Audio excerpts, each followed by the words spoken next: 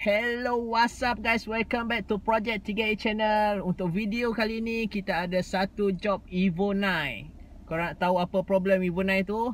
Layan video ni sampai habis, gang.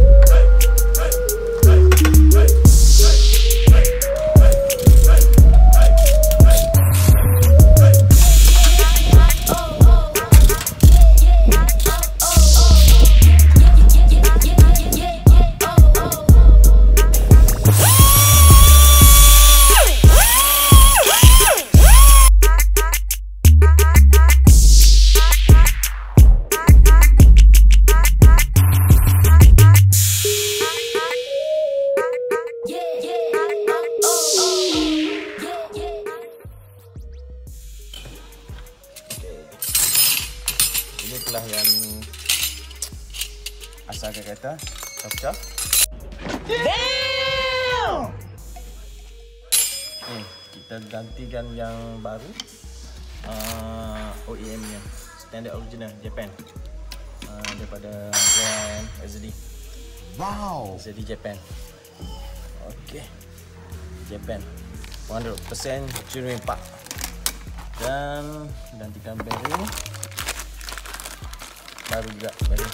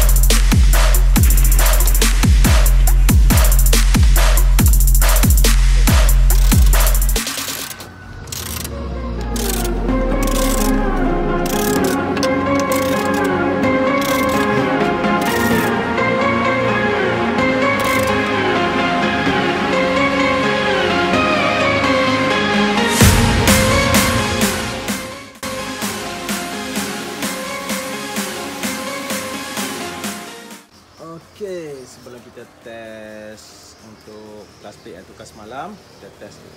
Tengok dulu minyak enjin cukup tak cukup. Ini penting. Minyak enjin ni penting untuk sebuah kereta. Kalau tak cukup, enjin boleh kena konrut. Okey. Jom kita test dulu. Yang lain semua cukup. Air dah semalam isi dah. Semua dah. Okey. Kalau enjin dah cukup lah.